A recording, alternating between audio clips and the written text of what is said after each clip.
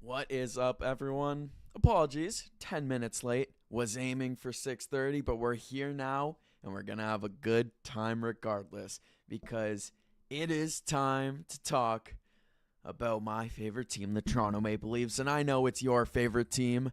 Even if it's not, it's your favorite team. You know it. Deep down, you're a big Leaf fan and you can't hide from it no matter who you are. So, we're going to be talking about them a bit today, as well as some NHL hockey at large, as there's a lot been going on lately. And you can see the topics on the side of the screen there. And you can also see these social medias flashing by, letting you know that you should subscribe. As well as follow me on my Twitter, my Instagram. You can, of course, see me spout out about nonsense all the time there, talking sports, talking wrestling. Always a good time. I lost some of my research pages here, so we're just going to go off the cuff and off the page. So here we are. We'll jump right into it. As today in sports, the 19th of January, we saw the fallout from a huge trade. Rasmus Andersson has been moved from Calgary, and that opens up the floodgates. You have to assume, at least. In my mind, that completely opens up the floodgates for the Calgary Flames to start shipping off their guys. I was listening to some sports talk radio, and they were mentioning two names, Blake Coleman and Nazem Kadri. Now, I have no idea how we could bring Kadri in when we look at the cap space for the Toronto Maple Leafs, which I had open, and I lost it. That's my apologies. But when we look at the cap, the Leafs only have about $2 million to spend, $2.5 million of projected current cap, with a projected cap space of negative $500,000. We got some big contracts. We got some injuries right now that we're going to dive into later. But right now, how can we get Kadri to come home? Now, definitely wishful thinking to be able to get someone like Nazem Kadri back on the books. Now, to make sure we have his contract exactly correct, if I remember how to type here, because it's a lot to bring in. And I'm not saying that we don't have contracts to ship out and whatnot, but it's not like we have draft picks to play with here. So his cap hit is $7 million. He's on year 4 of a 7-year deal, so he's got 3 more after this. All $7 million the whole way. So it's gonna be a lot. It's not much that we have in the range of $7 million to make up. That's looking at, of course, Michelli. He's making 3.425. There's number one contract that, you'd like to get that off the books, especially if you're bringing in a Kadri guy, Calle Yarncrook with his $2.1 million, my dad's favorite player on the planet. We all know how much he just adores Calle Yarncrook. So there's another guy. That's $5 million right there. Now, we don't really have that much more in the world of resources to say, hey, guys, can you give up some, can you retain some of that salary for us? I don't really think that the Leafs are in a good position to do that. I had all these tabs open already, and then I just lost them. My bad. But the Leafs picks, we don't have many. Trying to find out. Here we are, draft picks. So in this upcoming draft, 2026, we have a 3rd, a 5th, and a 6th. And that 6th is of San Jose, so who knows where that's going to end up. They're sometimes on fire. Next year, we have a 2nd, a 4th, and then the 5th, 6th, 7th, and then a 2nd, 6th. That's not enough if we're going to say, hey, Calgary, please retain some salary for us. We'll give you picks. No. 2028, 2029, we have our picks again, 1st, 2nd, 3rd, but I would rather not trade those yet. Let's hold off on moving those. Already not having a 1st-round pick in these next 2 drafts hurts the soul because I am so worried about this team just kind of crumbling, which it seemed like it was going to at the start of this year. And that we'll talk about it later, but they are not. I was completely overreacting. We see Dave Collings in the chat there. Send Yarncrook to Siberia. Oh, what happened? Early in the year, he was so good. All that goal scoring. He definitely didn't predictably dry up. No way. So, there's that. Looking at defensive contracts that we can move. I mean, Brandon Carlo is one of those guys, but I would love to see him be back in the lineup regularly and be good again, especially come playoff time. That's just going to be such a big name guy to have. But there's some surprising contracts on this D-Corps. Matt Benning is making $1.25 million. You're saying we can add that into a trade just to, make the pot that much more close. That's not the right phrase. That much closer. That's it. There's possibilities here. And then we have, of course, depth forwards like Stephen Lorentz. And then the big question, which we do see in the chat there, do you think Calgary asks for Cowan in a Kadri trade? Because that's where the real hang-up here is. Kadri is still a very valuable player. He's going to be a great 2C on a championship-level team, depending on who trades for him. And I would prefer it to be the Leafs. I'd prefer us to load up. He's got 33 points in 48 games, 8 goals, 25 assists. We all know Nazem Kadri. We all know how he plays. Anyone who's watched the Leafs, not even a fan, he's just one of the most noticeable players of all time. And I would love to have him back, regardless of the age, regardless of that contract. And yeah, Cowan would be the guy you ask for from this Leafs team. At the end of the day, you ask for Cowan or you ask for...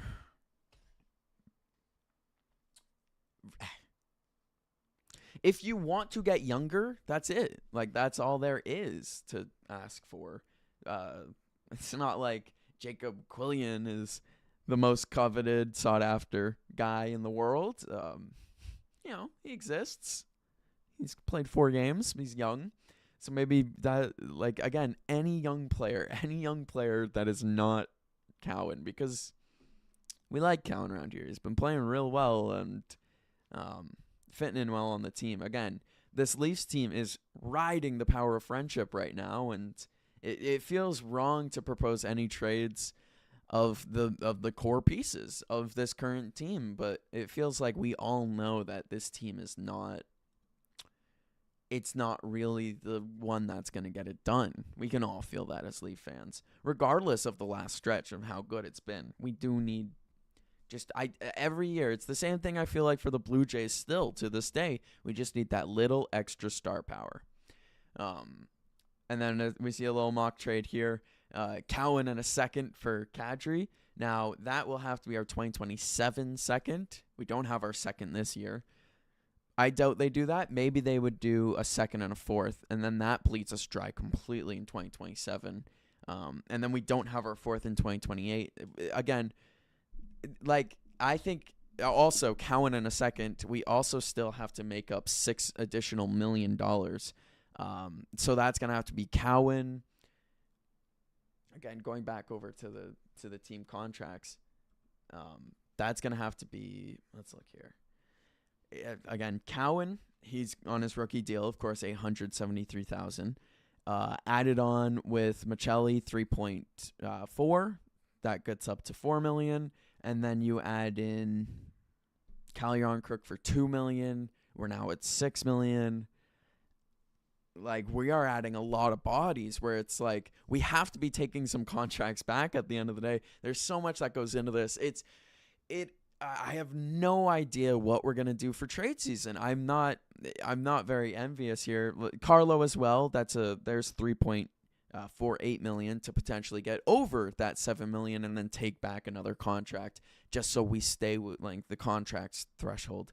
There's so many things to go into this trade, and it's so complicated. It is so complicated right now. I'll look up right now if there's any mock trades right now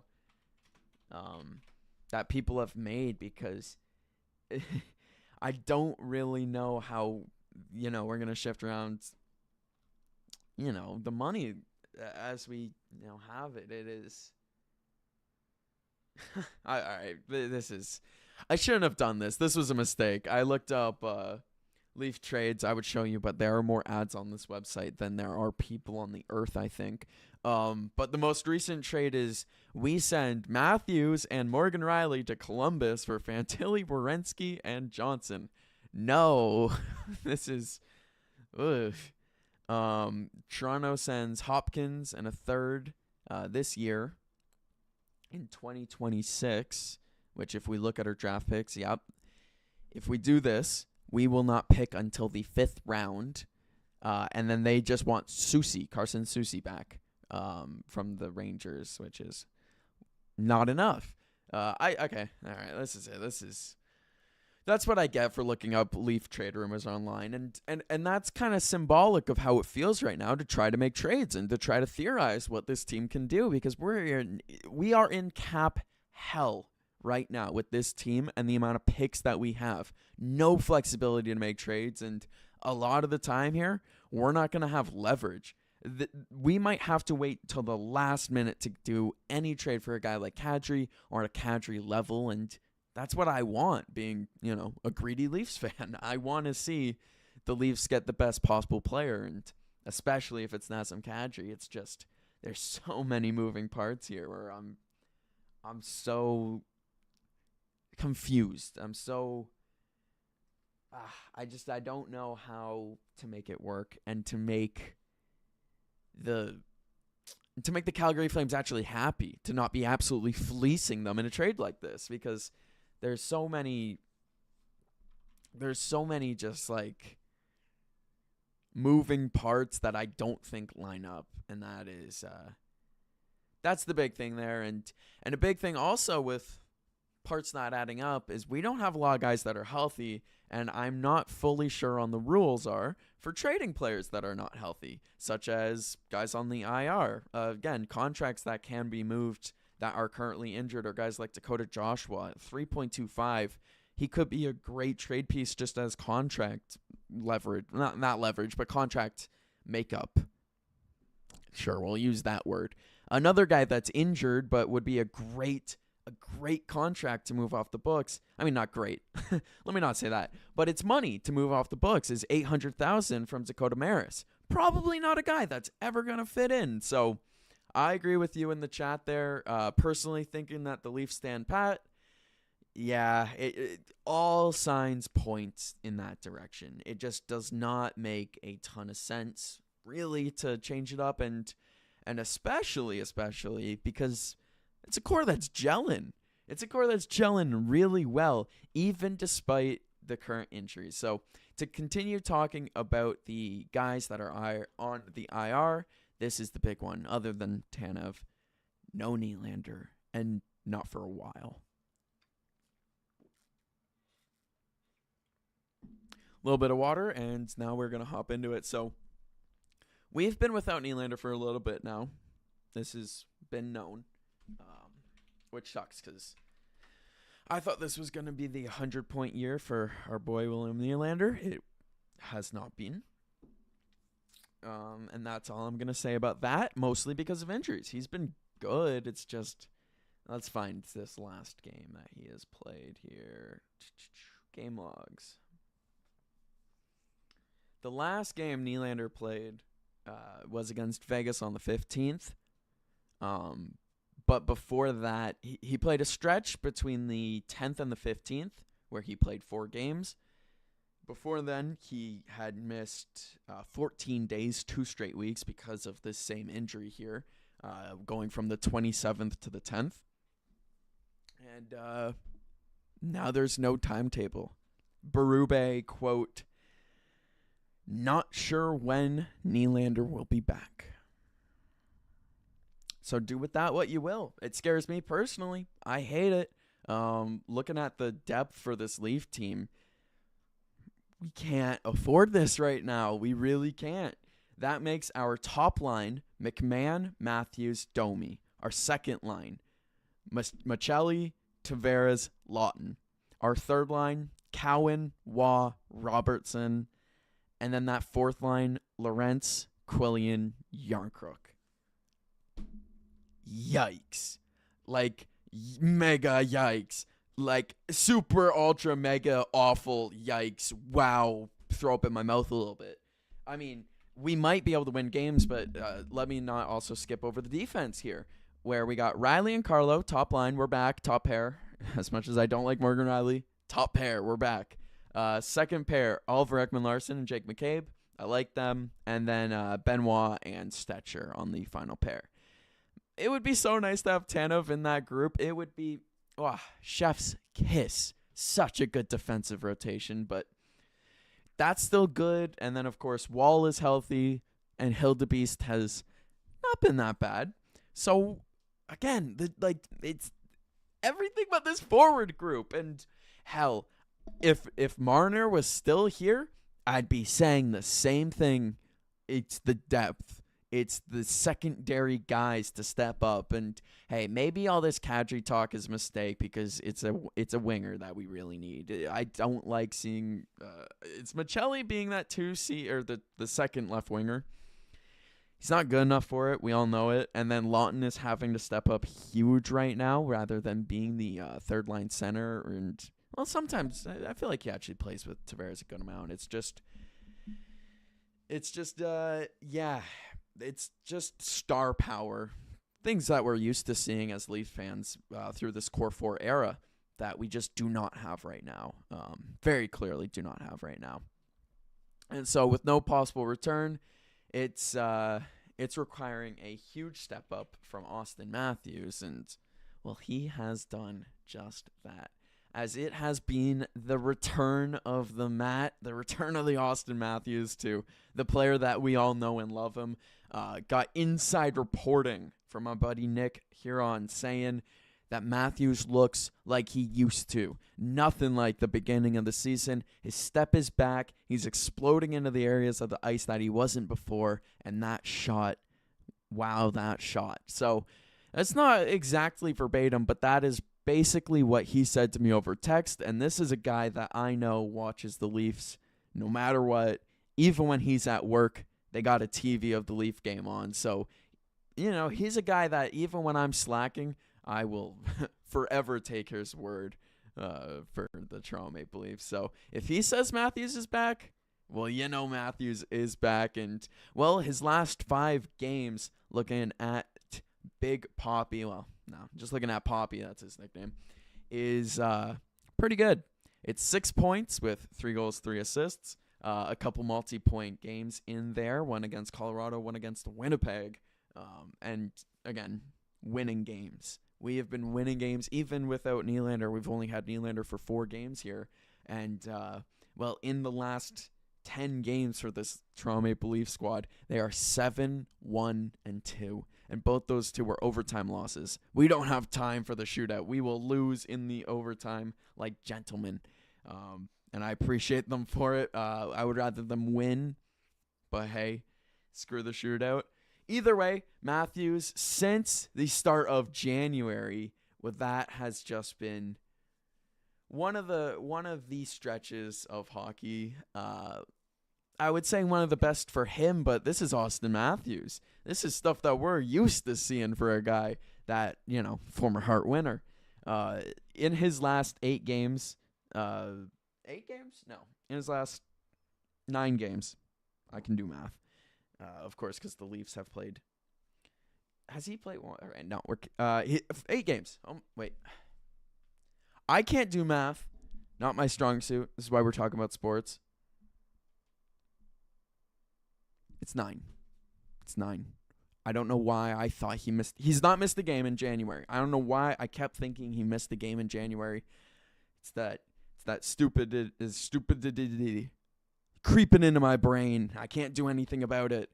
So he's played 9 games in January, much like the Toronto Maple Leafs. He's not missed any time. He's been part of this road trip of 4 games, and he has been very good in it with 3 goals, 2 assists. We're not winning every game, of course. 2 losses, 2 wins in the road trip. 3 of those games going to overtime. They're playing a lot, and he's shouldering a huge load here. Played 25 and a half minutes against Colorado. And in this stretch, 9 games played, 13 points. 9 goals, 4 assists. This guy, it's the return of the Matt. It's the return of the Matthews. I love it. And he's been a workhorse. Yes, I am worried he is going to bugger up his shoulder or sprain his wrist, something with this guy. But for the time being, I'm going to enjoy it. So it's the return of what we know and love Auston Matthews to be. And it did not require firing Berube to do it. Yes, good. I don't like any Leaf fans that were on that side of the fence, of the Fire Berube fence. This guy's in his second season with this team. I mean, let's give him some time. So, anyways, Matthews is back. So excited. Of course, we have our game tonight is at 7:30, so we're going to move on from our Matthews talk, and we're just going to talk about January in review, get some context on this season so far, and then we will, of course, get into the game tonight and how I'm feeling about it and how you should feel about it too. So, Toronto Maple Leafs. I've been enjoying in what I've been seeing in this month so far.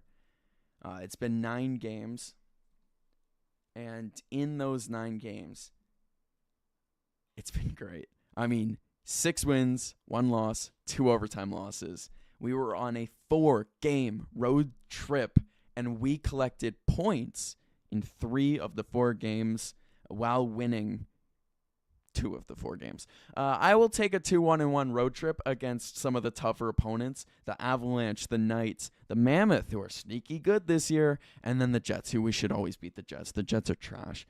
As we have beat the Jets twice this month. To start the month, we beat them 6-5, and a lot of people were saying, was that kind of return to form game? Winning again 6-5 by the offense. It's what this team missed, and wow, did it feel good. So, right now, we are sitting at 24-16-8, which means overall, ship's been righted. We are sailing on the, well, hopefully smooth water. No, it's going to be still tough moving forward, but, the ship is good. The engine is, again, it's still damaged. We still have a very damaged engine in this ship, but, we can handle it, I feel like. I'm getting confidence from this team, and why not? I mean, looking at the games that we have played so far and the goals for, there is only 1 game where we didn't score 2 or more, and there's only 2 games where we didn't score 3. In this stretch, it was a 6-3-4, 2-5-4, 1-5-4. What a stretch. What a goal-scoring stretch, and the defense, it sometimes looks like Leafs of old, of course, giving up 5 goals, 4 goals, 6 goals, 6 goals. Not good games. But flip that coin the other way. Take the negativity glasses off. Against Florida, 1 goal. Against Philly, 1 goal. Against Vancouver, blanked them. We continue, and then on this Western Conference road trip, 3 goals, 6 goals, 6 goals, 3 goals. Not the greatest. But before that, that was a great stretch before. So we'll focus on that. Very fun January. Wool is getting into that form that, I mean, it's not quite playoff Wool. That's a very special goaltender for a lot of Leaf fans. But he's getting close to that level. And if he could be playoff Wool regularly, sky's the limit. Sky is the limit. That is a goaltender that can carry a subpar defensive game. And if he could pull that out regularly, I mean, we might need him to moving forward. But if he could pull that out regularly, then we are smooth sailing. Looking at the standings here, we looked at it the last time we were live, but that was before I went on vacation, and lots has changed in that time, such as the Bruins surging. We do not like this. We do not like this at all. It makes me quite angry, as a matter of fact. The Bruins are now 4th in the Atlantic Division, and in that first wild card spot. Ignore me itching my ear. I don't know why it's so itchy. The Bruins are at 58 points in 49 games played. The Leafs are at 56 points at 48 games played. If we win our next game, we're tied with the Bruins outright for the first wild card spot. Now the Bruins are behind Tampa Bay, Detroit, and Montreal, as Tampa Bay and Detroit are tied for first in the Atlantic at 64 points apiece, and the Montreal Canadiens are at 61 points. So, again, not insurmountable. We can come back and get in that top three. I'm confident. I'm so confident in a team like the Montreal Canadiens. Give me a break. Yeah, they're going to fall out. Come on now. And then Boston, they're frauds. We're going to overtake them, hopefully. And then Buffalo, only 1 point ahead of us. We're coming for top three. The Red Wings, too. Talking about fraud watch. They're trash. This is such a fluky start to this season for them. And then looking at who's below us, the Florida Panthers. Oh, we hate Florida this year. They're trash. Let's ignore the fact that Matt Tkachuk is back and, keep our eyes focused on the fact that their goal differential this season is -11. I love that. Screw Florida. Let's hope they miss the playoffs. I'm really rooting for that. I'm here for the downfall of Florida. And then Ottawa. I pity the fool that cheers for the Ottawa Sounders. That's a fate worse than death. Looking over at the Metro, the Capitals and the Flyers are the two teams that are outside the playoffs for them. They're at 54 and 52 points respectively. I'm not worried about either of those teams. I'm not worried about the Flyers. I'm not worried about the Capitals. The Penguins somehow are third in the Metro. That's a sorry division. Sorry division. Rangers last in the Metro. I'd hate to be a Rangers fan. Who would ever cheer for the Rangers?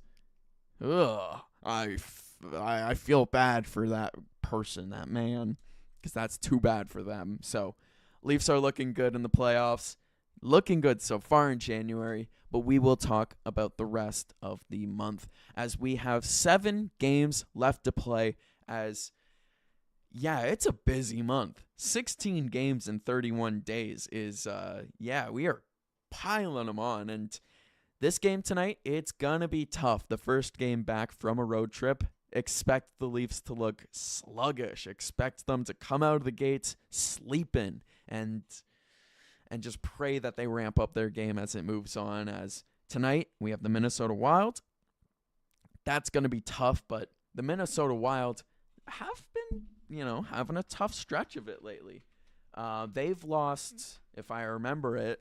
No, I wrote it down. Don't even have to remember. Minnesota has lost 6 games in their last 10. It's been a tougher stretch for them.